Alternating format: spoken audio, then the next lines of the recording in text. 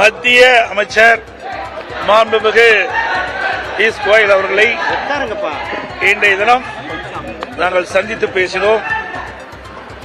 கிட்டத்தட்ட தமிழகத்தில் இருக்கின்ற நிலவரங்கள் குறித்து அவர் கேட்டறிந்தார்.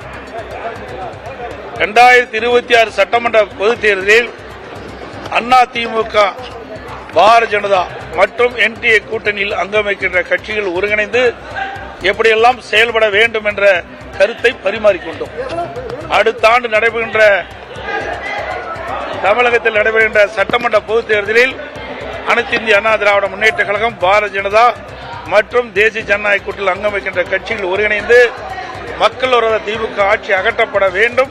அதற்கான திட்டங்களை நாங்கள் இப்பொழுது ஆரம்ப கட்ட பேச்சுவார்த்தை நடத்துகின்றோம்.